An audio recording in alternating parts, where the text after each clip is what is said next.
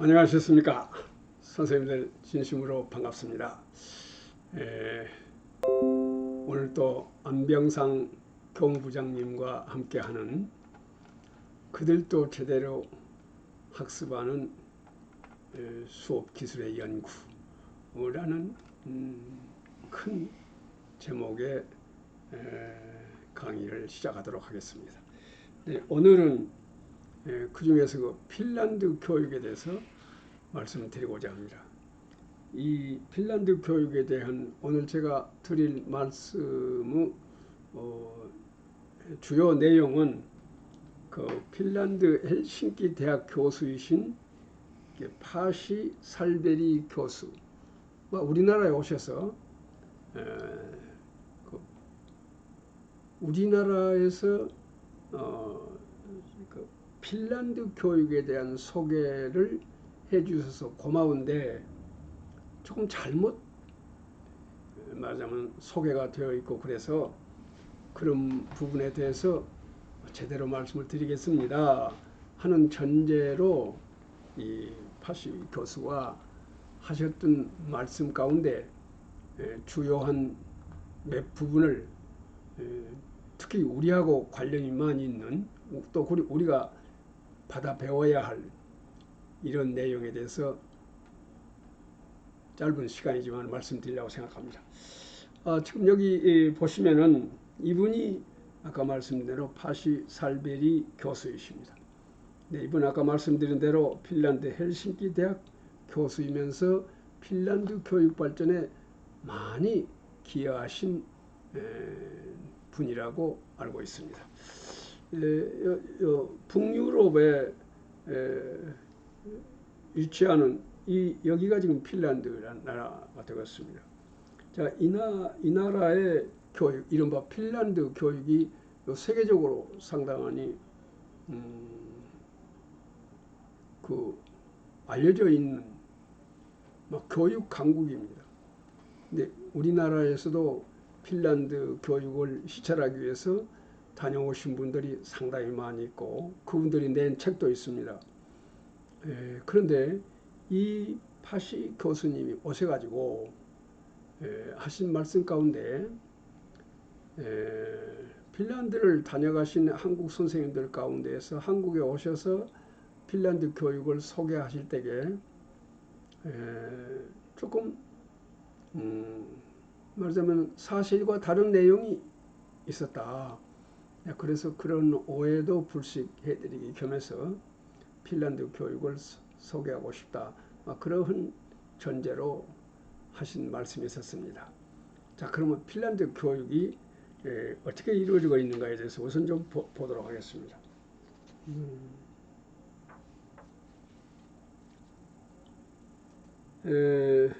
핀란드 교육의 특징은 이 핀란드는 수준별 반편성이 없다 이것입니다. 아시다시피 상, 중, 하 이렇게 수준별로 반편성을 해서 하는 수업을 우리도 한때 한 적이 있었습니다. 우리나라에도요. 한때 한 적이 상당히 열심히 한 적이 있었습니다. 근데 그때 결과가 어쩌던가요?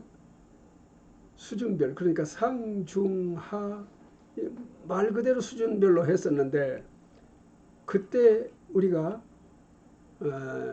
어떤 반성을 했냐면요. 결국은 이것이 그러니까 제일 높은 수준의 어린이들을 위한 교육이었었다. 그러니까 상중하 함께 특히 우리가 하 수준의 어린이들을 구제하기 위해서 하는 일이었었는데 결과적으로는 상 수준의 어린이들을 위한 교육이 되어버렸다 하는 반성을 한 적이 있습니다. 다시 말하면 하 수준의 어린이들이 뜻대로 형상되지 못했다 이것입니다. 왜 그랬을까요? 당연히 그 하 수준의 어린이들을 가르치는 수업의 방법에 문제가 있었지 않겠습니까? 그런 얘기에 대해서는 일단 관련된 부분에서 말씀을 드리도록 하겠습니다. 그 다음에 사립학교가 없답니다. 우리나라는 사립학교가 많지 않습니까? 사립학교란 것은 왜 있습니까? 결국 공립학교보다도 교육을 다 잘할 수 있다. 시설도 좋고 교사 진용도 좋고 해서 공립학교보다도 좋은 수업, 그래서 학력을 높이 올려서 말하자면은 대학 입학도 잘하고 뭐 그렇게 하기 위해서 사립학교라는 걸 생긴 거 아니겠습니까? 근데 그 다음에 특목고도 우리나라에는 특목고가 있잖아요. 근데 이런 거 사립학교도 없고 특목고도 없다고 말이에요. 다시 말하면 수월성 교육 시스템이 없다고 말이에요. 영재부터서 학습 부진학까지 다 함께 배운다 이거죠. 그러니까 영재부터 학습 부진학까지 모두 한 학교 한 교실에서 가르치는 평등성을 추구하는 교육 시스템으로 세계 최상위의 학업 성취도를 보여주는 교육 강국이다. 그러니까 아까 같이 사립학교가 없고 특목고 학교가 없는, 말하자면 수월성 교육 시스템이 전혀 없고 모든 어린이들이 함께 한 학급에서 같은 선생님의 지도를 받으면서 학습한다 이것이죠. 그래도 세계 최상위의 학습 성취도를 보여주고 있다. 근데 그것은 뭐 이미 이것은 세계적으로 입증된 것이지요.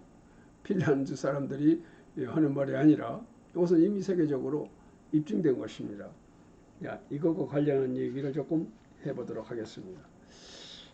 자, 핀란드 교육. 그러니까 아까 말씀드렸습니다만 교육 시스템의 평등화. 그 다음에 중요한 것은 제가 오늘 특히 핀란드 교육이 어째서 그렇게 우수한 교육을 하고 있느냐 하면은 바로 이것입니다. 교직을 전문직, 교직은 전문직이라고 하는 높은 인식을 가지고 있다. 그러니까 언니가도 말씀드렸습니다만은 유네스코하고 우리나라의 경제기업원에서 직업을 말하자면 전문직과 일반직으로 분류를 했을 때에 선생님들 아시는 것과 마찬가지로 의사 또는 법 쪽에 있는 판사나 뭐 변호사 같은 이런 법 쪽에서 일하시는 분들, 그 다음에 자연과학계에서 일하시는 분들, 이런 분들과 함께 교직도 전문직으로 분류를 해놨다. 전문직과 일반직으로 분류할 때 우리는 일반직이 아니라, 교직은 일반직이 아니라 전문직으로 분류해놨다 그 말입니다. 또 이 핀란드 교육은 교직이 바로 전문직이라고 하는 그런 높은 인식을 하고 있다. 전 국민들이 교직을 일반직으로 보는 것이 아니라 전문직이다. 그리고 교사들도 나는 전문직의 한 사람이다. 전문직에 종사하는 한 사람이라고 하는 그런 높은 인식을 가지고 있고, 국민들도 물론 그러고, 그래서 그에 알맞는 대우를 하고 있다 이 말. 근데 우리식으로 말하면 정말 그분의 그림자도 밟지 않을 정도로 존경을 받고 있다.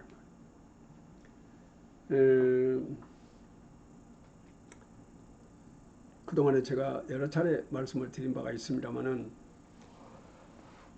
결국은 수업의 방법이나 기술이 그 결과를 결정해 본다. 수업의 방법이나 기술.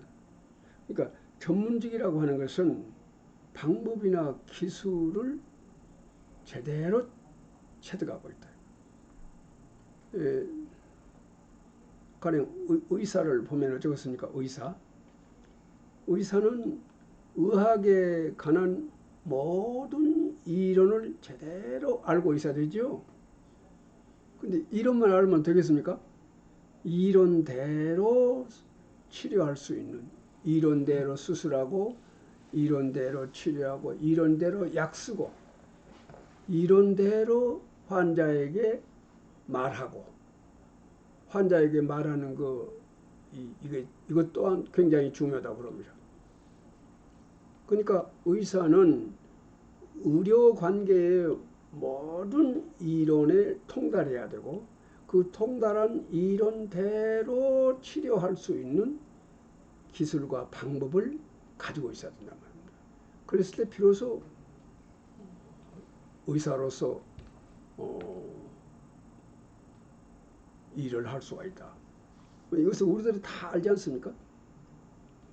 네, 물론 이제 의사만 그런 것이 아니라 아까 같이 법 쪽에 있는 사람이라든지 또는 자연과학계에 있는 사람이라든지 다 그러지 않겠습니까?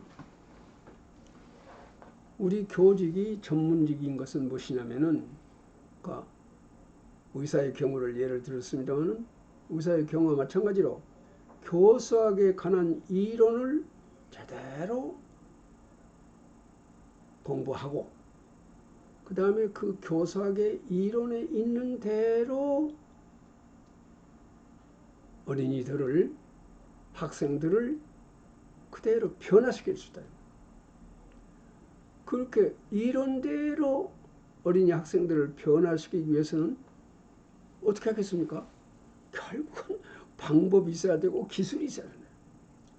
의사들이 수술하는 방법과 기술, 그 다음에 약을 어떻게 쓸 것인가 하는 방법과 기술 다 있죠. 그것이 있어야 비로소 의사로서의 구실을 할 수 있지 않겠습니까? 마찬가지로 우리 교사도 결국은 교수학에 관한 이론을 제대로 알고 그 이론에서 말하고 있는 대로 어린이들의 말하자면 사고력이나 지식이나 탐구력이나 이른바 문제 해결력을 그대로 그 이론이 말한 대로 어린이들을 변화시킬 수 있어야 된다면, 그러기 위해서는 무엇이 필요해요? 의사와 마찬가지로 방법과 기술이 필요하다. 그래서 이 핀란드에서는 교직이 그렇게 되어 있다. 선생님들도 그러한 선생님들이고, 그러한 선생님들이기 때문에 국민들이 선생님 그러면 전문직으로 대접하고 존경한다. 그럼 의사를 존경한 것처럼 교사를 존경하고 있다. 그래서 핀란드 교육은 세계 제1의 교육으로서 인정을 받고 있다 이것이. 근데 아까 그 교수께서요 하신 말씀 가운데 그 대목이 우리 한국에서는 제대로 전달이 안 되고 있다. 우리 한국 사람들이 핀란드 다녀와서 핀란드 교육을 소개하는 부분에서 아까 말씀대로 핀란드 교사는 그 모두가 전문직이다 고 하는 것. 그래서 말하자면은 교수학의 이론이 말한 대로 어린이 학생들을 변화시킬 수 있는 그러한 방법과 기술을 가지고 있다고 하는 것. 그래서 핀란드 학생들이 그렇게 공부를 제대로 한다고 하는 그 부분에 대한 소개가 제대로 안 되어 있다고 하는 그런 말씀을 하는 것을 제가 들었습니다. 사실 우리나라 교육은요, 선생님들은 분명히 전문직으로 분류가 되어 있지만은 실제로 우리 선생님들이 수업의 기술이나 방법을 아까와 같이 핀란드 선생님들과 같이 교수학의 이론이 말한 대로 어린이 학생들을 변화시킬 수 있는, 그러니까 그들의 사고력이나 지식이나 또는 탐구력이나 이른바 문제 해결력을 지도할 수 있는 방법이나 기술을 가지고 있어야 되는데 과연 그러냐 하면 그런 기술을 가지고 있느냐 그런 말입니다. 또 그 점에 대해서는 제가 그동안에 종종 단편적으로나마 말씀드린 바가 있습니다만은, 자, 이것과 관련해서는요, 아까 그 교수께서 이 스웨덴의 교육을 예를 들었습니다. 스웨덴 교육은 그러니까 핀란드 교육이 아니라 그 이웃나라인 스웨덴 교육의 사례를 설명을 했어요. 어쩌냐면은 그때 말로 20년 전만 해도 가장 평등한 교육 시스템을 갖고 있었던 스웨덴이다 이 말.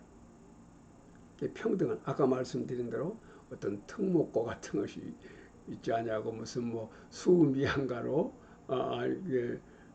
상중하로 나누어서 온다든가 뭐 그러지 않냐고, 그야말로 잘하고 못한 구별 없이 모든 어린이들이 함께 이른바 평등한 교육을 받았다. 평등 교육 시스템을 갖고 있었다. 그런데 이 스웨덴이 어떻게 바꿨냐면은 학생 개인의 성과를 강조하는 교육 제도로 화한 뒤에, 이 말은 무슨 말이냐면은 그분의 설명에 의하면은 우리나라처럼 말이죠. 우리나라처럼 말하자면은 특별히 공부 잘하는 애기들이 시험 봐서 들어가는 그런 학교가 있고 또 그러지 않은 학교가 있고, 이렇게 능력별로 학생들을 모집하는 이런 제도가 그런 제도로 바꿨다. 그리고 없었던 사립학교를 처음 만들었다. 우리가 공립학교보다도 교육을 특별히 잘하겠다고 하는 그런 뜻을 가지고 사립학교도 몽땅 만들고, 어쨌든 스웨덴이라는 나라가 교육 제도를 그렇게 바꿔본 뒤에 어떻게 되었느냐 하면은요, 여러분들 그 피사를 알으시지요? 국제 학업 성취도 평가를 하는 기관입니다. 피사에서 2년 만에 한 번씩 그 평가를 하지 않습니까? 근데 그때의 성적을 보면은 수학에 있어서 2000년에 가서 16위를 했다고. 근데 2000년에 16위를 했던 이 스웨덴이 교육의 시스템을 바꿔본 다음에 어디고 됐냐면은 2012년 후에는 38위로 떨어져 버렸다. 그러니까 이게 피사의 학력 평가가 가장 세계적 권위를 가지고 있는 평가의 하나가 아니겠습니까? 근데 그때게 요 말하자면은 12년 후에는 16위였던 것이 38위로 떨어져버렸다. 이것이 결국은 말하자면 스웨덴 교육이 어떻게 했습니까? 평등했던 교육 시스템을 결국은 바꿔버렸기 때문에 그렇고 되었다 이 말입니다. 그래서 읽기는 어떻게 됐냐, 2000년에 10위였던 것이 2012년에 36위로 떨어졌다. 큰 폭으로 하락해 버렸다. 그래서 아주 높은 수준의 교육을 유지하던 이 스웨덴이 말하자면은 평등한 교육 시스템을 버리고 그야말로 아까와 같이 학력별로 해서 시스템을 바꾼 뒤로는 이렇게 학생들의 성적이 낙후되어 버렸다 이 말이에요. 이 문제에 대해서 우리도 좀 잘 생각해 볼 필요가 있겠습니다. 예, 아까도 말씀드렸습니다만 과거에 우리들이요 이게 그 상중하로 나눠가지고 한 적이 있지 않습니까? 능력별로 지도한다고 그래가지고 같은 가령 5학년이면 같은 5학년 중에서 공부 잘하는 애기들 상, 중, 하 이렇게 세 수준으로 나누어 가지고 선생님들이 맡아 가지고 지도를 했습니다. 그래서 저 하 수준에 있는 어린이들을 중으로 올리고 다시 그놈을 또 상으로 올리고 이런 생각으로 시작했던 것이거든요. 그런데 오히려 결과는 어떻게 됐냐면은 상중하를 강화시키고 오히려 상애기들이 혜택을 보는 그런 당초의 의도와는 전혀 다른 결과가 나왔습니다. 그러니까 역시 우리도 쓴 경험을 한 적이 있습니다. 자, 그 다음에 또 아까 그 교수가 말씀하신 가운데 핀란드 학교에는 숙제가 없다. 근데 이것도 대단히 잘못된 전달이었었다고 그럽니다. 핀란드 학교에 숙제가 있답니다. 어떻게 했냐면 핀란드 학생들도 숙제를 많이 받아가지고 간답니다. 그런데 숙제하는 방식이 다르다. 어떻게 다르냐 하면은 이는 학교에서 숙제를 다 하고 간답니다. 학교에서 숙제를 다 하고 간 그런 시간을 제공하고 학교에서 숙제를 하는데 숙제하는 어린이들을 도와주는 그런 시스템을 가지고 있었다 이런 말이에요. 그러니까 학교에서 숙제하는 것하고 집에서 숙제하는 것과는 다르죠. 학교에서 숙제할 때는 어쩌겠습니까? 그것을 지도하는 선생님이 계시니 얼른 가서 물어보기도 하고 또 옆에 있는 친구들한테 물어보기도 하고 서로 대화도 하고 가르쳐주고 배우고 막 그런 이웃과 더불어 학습하는 그런 분위기가 형성되지 않겠습니까? 근데 가정에 있어서 어쩌겠습니까? 가정에서 숙제라고 하는 것은 이것도 우리의 숙제와 핀란드의 숙제는 다르다 이 말입니다. 근데 요새는 우리는 그 숙제조차도 안 내준다고 그럽니다만은 자, 그 다음에는 이것과 관련해서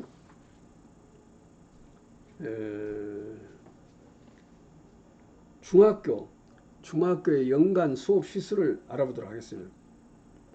우리 한국은 연간 수업 시수가 1150시간 정도 된다고 그럽니다. 그 다음에 핀란드는 600시간 연간입니다. 미국은 1100시간, OECD 평균은 700시간이다. 우리는 상당한 수업 시간이 많죠. 근데 한 약 2분의 1에 가까울 정도로 600시간밖에 하지 않은 여기서 학력이 높다 이 말입니다. 이렇게 수업 시수하고 학력과는 큰 관계가 없다는 것을 알 수가 있습니다. 자, 핀란드는 사교육이 전혀 없다. 순 공교육 시간 600시간이 그 전부이다. 한국의 학교 수업 시수는 핀란드보다 많으며 사교육 시간을 합하면 훨씬 많다. 여기다가 사교육 시간을 합하면 어쩌겠습니까? 훨씬 많죠. 그럼에도 불구하고 우리의 반밖에 수업을 하지 않는 핀란드만 또 학력이 낮다 이 말이에요. 이것은 무엇을 말하겠습니까? 선생님들 이거 뭘 말할까요? 자, 이따 또 말씀드리기로 하고 아까 말씀드린 2009년도의 피사 국제학력 성취도 평가인 피사가 결과로 본 최고 성적 학교와 최저 성적 학교의 격차를 보겠습니다. 핀란드 7%. 그러니까 무엇이냐면은 최고로 말하자면 학력이 높은 어린이들, 그 다음에 최하의 학력인 어린이들, 이 말하자면 격차입니다. 이 격차가 핀란드는 7%밖에 안 된다. 최고로 잘하는 애가 최하로 잘 못하는 애기 그 차가 약 7%, 그 거의 없는 것이죠. 거의 차가 없는 것이죠. 지금 우리는 30%다. OECD 평균은 훨씬 더 낮아요. 42%다. 우리는 그래도 좋은 편입니다만 핀란드에다 비하면 우리는 30%, 그거는 7%. 그러니까 같은 학년에서 잘하는 애기하고 못하는 애기하고 격차가 핀란드는 7%, 우리는 30%, OECD 평균은 42%. 이리 되어 있다 이 말이에요. 그러면 여기서 우리가 생각해야 할 것은 도대체 핀란드는 수업을 어떻게 하건지 그러느냐 하는 얘기입니다. 자, 핀란드 아까도 말씀드렸지만 다시 한번 보겠습니다. 핀란드 교육은 수준별 반편성이나 사립학교, 특목고 등의 수월성 교육 시스템이 없다 이 말이에요. 영재부터 학습 부진학까지 모두 한 교실에서 함께 학습한다 이 말이에요. 가르치는 평등성 추구하는 교육 시스템으로도 세계 최상위의 학업 성취도를 올리는 교육 강국이라고 말입니다. 문제는 무엇입니까? 이게 이런 평등성을 추구했기 때문에 그런 교육 시스템을 가지고 있기 때문에 그랬을까요? 요컨대 그 요인이 어디에 있느냐 하는 것을 우리는 생각할 필요가 있다고 생각합니다. 근데 우리하고 좀 다른 점은 분명히 평등성을 추구하는 교육 시스템을 가지고 있었다. 가지고 있는 나라다 이 말입니다. 그러나 그것이 학력을 결정하는 가장 중요한 요인이었을까요? 저는 그렇게 안 생각합니다. 그래서 지금 오늘 이 말씀을 드리고자 하는 것입니다.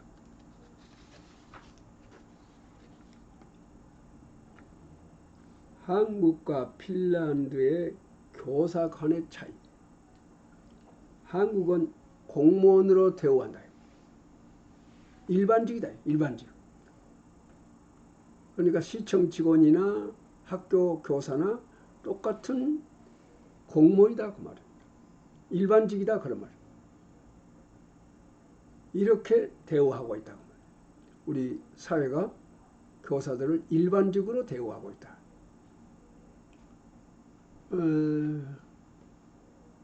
근데 그러니까 일반 사람들이 그렇게 대우를 한 것은 왜 그러겠습니까? 학교에 있는 선생님들이 일반직하고 똑같이 하고 있기 때문에 일반직으로 대우하는 거 아니겠습니까? 이 점이 중요하다고. 핀란드는 어쩌냐? 전문직으로 대우한다. 전문직으로서의 일을 하고 있기 때문에 전문직으로 대우한 것이지 그냥 후지부지 하고 있는데 사회에서 전문직으로 대우를 할까요? 그럴 리가 없죠. 결국 원래 교직은 전문직인데 교사들 자신이 전문직으로서의 역량을 가지고 있다. 그리고 전문직으로서 가지고 있는 역량을 그대로 발휘해서 모든 어린이들이 제대로 학습을 할 수 있도록 하고 있다고 말이에요.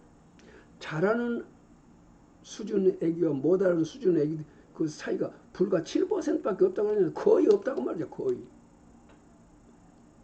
우리나라와 같이 A, B 양분이 이렇게 벌어지지 아니한다고 말이에요. 아까 우리는 30% 벌어진다고 그랬죠. 근데 그거는 불과 7%, 거의 학습 수준이 거의 비슷하다 이 말이에요. 왜 그러냐? 그래서 핀란드에서는 전문직 의식이 전문직으로서의 역량을 가지고 있음과 동시에 나는 전문직이라고 하는 의식을 가지고 있고 사회에서도 그렇게 전문직으로서의 대우를 해주고 있다. 바로 이 점입니다. 말하자면 수업이 다르다. 그런 말. 수업의 사실이 다르기 때문에 결과가 그렇게 나오고 선생님들이 받는 대우가 그렇게 다르다 그런 말이에요. 이 점에 대해서는 조금 더 인식을 새롭게 할 필요가 있다고 생각합니다. 한국은 공무원으로서 일반직으로서 대접하고, 공무원은 일반직이죠. 전문직이 아니란 말이죠.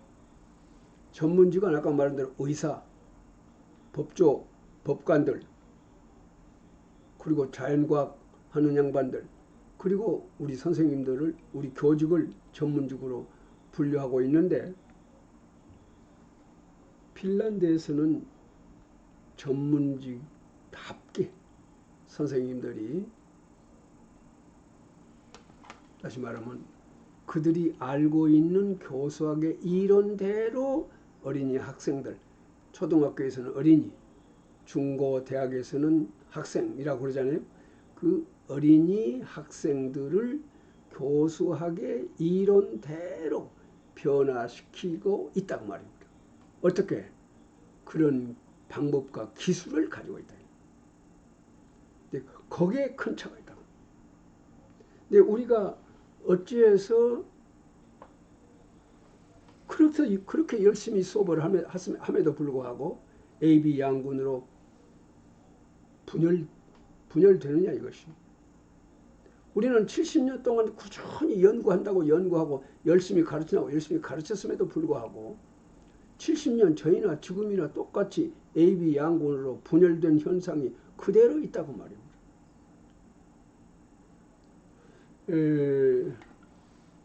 그래서 오늘 제가 이 핀란드 교육을 선생님들께 말씀드리고자 한 의도가 어디에 있었냐 그러면은 바로 이거. 우리 선생님들이 우선 전문직으로서의 역량을 갖춰야 했었다. 그 전문직으로서의 역량이라는 것이 무엇이겠습니까? 이론입니다. 교수학에 관한 이론을 제대로. 근데 우리는 교육대학에서 교수학에 관한 이론에 대해서는 아주 잘 공부하셨습니다. 특히 우리나라의 선생님들은 이것은 우리나라 모든 사람들이 다 인정하는 바입니다. 우리나라의 수재들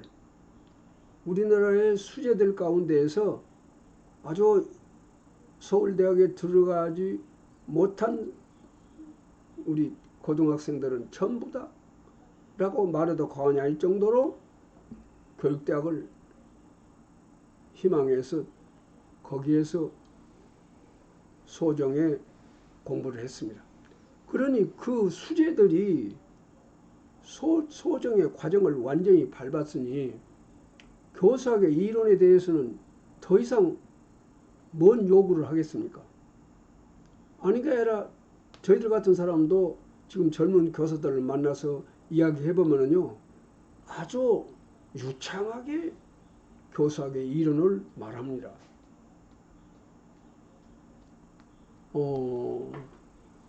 그렇기 때문에 이론에 대해서는 사실 우리 선생님들한테 더 이상 요구를 안 해도 되는 형편이 아닌가 그런 생각을 합니다. 그러면 무엇이 문제냐?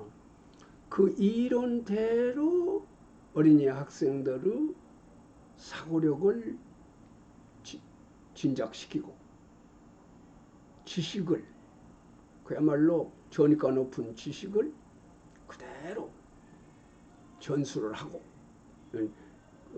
그런 지식을 그야말로 찾아 배울 수 있도록 하고, 그리고 탐구력을 기르고, 이럴 수 있는 기술을, 방법을 우리 선생님들이 가져야 되는데 그게 문제가 있다. 핀란드 선생님들하고 우리 선생님들하고 비교했을 때에 바로 거기에 우리의 약점이 있다 이것입니다. 방법과 기술, 이론대로 우리 어린이들, 학생들을 변화시킬 수 있는 그러한 방법과 기술 면에 있어서는 우리가 핀란드 선생님들을 따라가기가 어렵다 이 말이에요. 그래서 앞으로 우리가 노력해야 할 것은 무엇이냐? 결국은 선생님들이 알고 있는 이론대로 어린이들을 변화시킬 수 있는 그런 방법과 기술을 갖는 길밖에 없다. 이렇게 생각합니다. 지금까지 70여 년 동안요, 우리 현장에서도 이른바 현장 연구라고 이름하는 연구 활동이 많이 이루어졌었습니다. 근데 나중에 이제 결과적으로 보니까 그것이 무엇이었냐면은 그 못하는 어린이들이 잘 배우는 방법에 대한 연구가 아니라 잘 배우는 애기들이 더 잘 배우는 방법을 연구였다고 하는 것을 알 수가 있었습니다. 그러니까 70여 년 동안 열심히 그렇게 연구했지만은 그 지적 장애가 없음에도 불구하고 학습을 제대로 못하고 있는 어린이들, 이 애기들이 잘 배울 수 있는 방법이 아니었다 이 말이에요. 아니고 그건 무엇이냐? 자, 우수한 애기들이 잘 배우는 방법을 결과적으로 그런 연구가 되었더라 이 말입니다. 그래서 앞으로 우리가 해야 할 것은 바로 이 비군 어린이들이 생기지 않는, 비군을 낳지 않는 수업의 방법이나 기술을 연구해야겠다. 다른 말로 바꿔 말하면 비군 어린이들이 잘 배우는 방법, 비군 어린이들이 잘 배울 수 있도록 가르치는 기술, 이것을 우리는 많이 습득을 해서 그것에 의해서 수업이 이루어져야 되지 않을까, 이렇게 말씀드리고 싶습니다. 네, 우리의 대단히 신뢰되는 말이 되었습니다만 우리의 전문직관에 대해서 교직을 전문직으로 분류 규정하여 놓고도 그 참뜻을 살리지 못하였다. 이것이 우리나라에서 경제기획원에서 분명히 교직을 일반직이 아닌 전문직으로 분류를 했거든요. 의사와 똑같이. 그 사람들이 교직을 이렇게 분류할 때는 어째서 분류했겠습니까? 의사와 똑같이 의사가 그 의료에 대한 이론을 제대로 알고 그 이론대로 환자를 치료할 수 있는 방법과 기술을 그대로 알고 있었다. 그렇기 때문에 저렇게 잘하는 것처럼 우리도 그러해야만 되는데 우리는 그 방법과 기술을 배우는 것에 소홀했다. 그리고 교육대학이나 부설초등학교에서 그러한 방법과 기술을 가르치는데 소홀했다. 저는 감히 그렇게 말합니다. 교육대학이나 부설초등학교에서 이 말 들으면은 좀 섭섭하게 생각하시고 저한테 여러 가지 말씀하실 줄 압니다만은 객관적 사실이 그런데 어쩌겠습니까? 전문직이라면은 의사가 그런 것처럼 의사는 어떤 환자는 잘 고쳐주고 어떤 환자는 못 고치고 그럽니까? 우리는 결국 어떤 어린이는 잘 배우고 어떤 어린이는 비군이 되고 그러잖아요.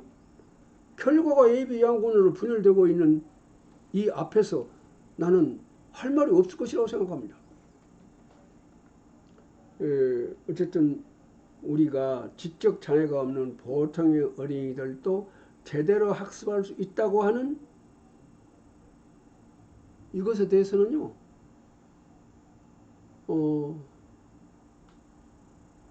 틀림없습니다. 어쨌든 저는 선생님들이 선생님들께 몇 가지 사례를 소개해 드리기도 했습니다만은 우리가 수업을 제대로 하기만 하면은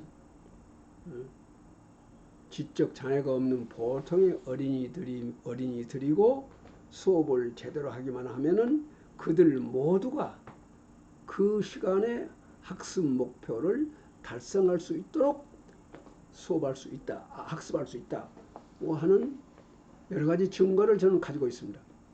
할 수 있는 방법 어지간히 가지고 있습니다.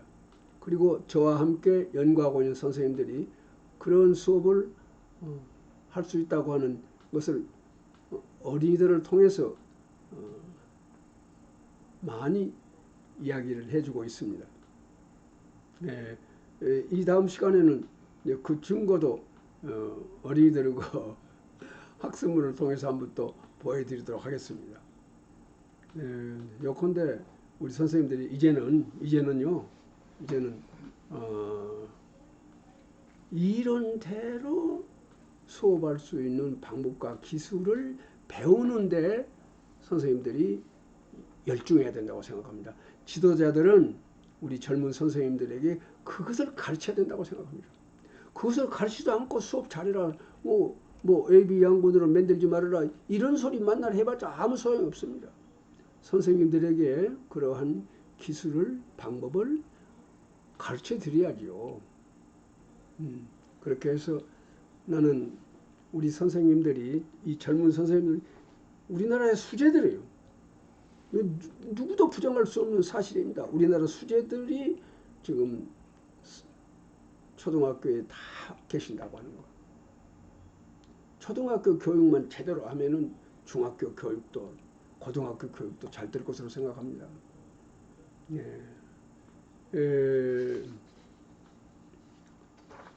정리를 해보겠습니다. 교사라는 전문직이 갖춰야 하는 절대적 조건은 무엇이냐? 교직은 전문직이므로 다음의 조건을 갖추지 않으면 안 된다.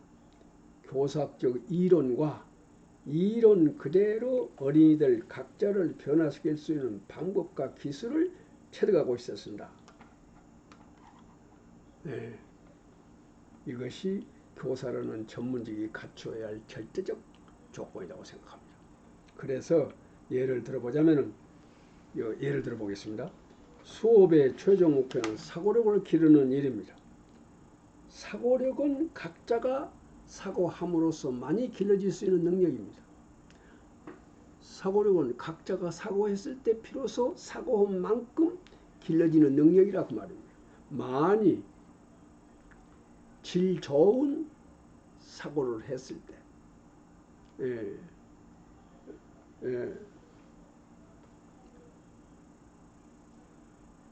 그러니까 사고력이라고 하는 것은 각자가 사고했을 때 사고한 만큼 길러진다 이 말이에요.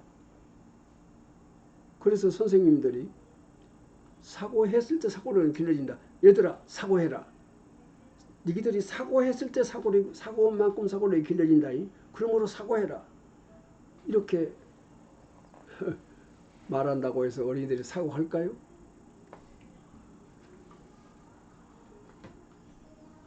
그렇게 해서 사고하는 어린이가 어디에 있겠습니까? 교사가 할 일이 무엇이냐? 소위 말하면 전문직이 할 일, 아까 말한 대로 방법, 기술이 무엇이냐 말. 결국은 내가 가지고 있는 목표가 있습니다.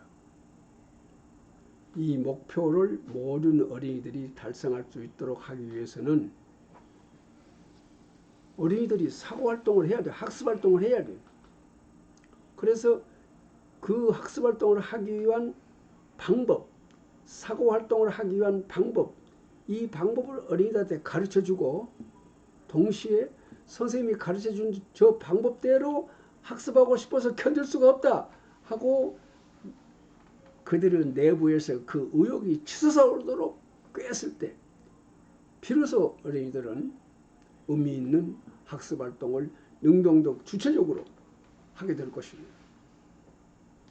어린이들을 그와 같이 변화시킬 수 있는 그들은 내부에서 치솟아오르는 의욕에 의해서 내가 원할 때 원하는 내용의 활동을 어린이들이 그야말로 능동적 주체적으로 그들의 전지전능을 다해서 학습하도록 그렇게 할 수 있는 방법과 기술을 우리가 가져왔습니다. 이것이. 그랬을 때 비로소 어린이가 사고한다 이 말입니다. 사과해라, 사과해라. 그렇게 해서 강요해서 사과하는 거 아니란 말이에요. 어찌 사고? 하여튼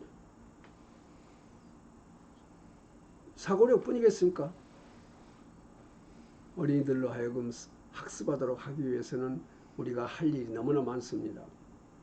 그래서 오늘 저는 이 핀란드 교육을 소개 말씀드리면서 우리의 노력에, 그러니까 선생님들이 앞으로 무엇에 대해서 공부하셔야 되는가에 대한 말씀을 드렸다고 생각합니다. 여러분이 생각할 때는 지금 제가 매우 당돌하고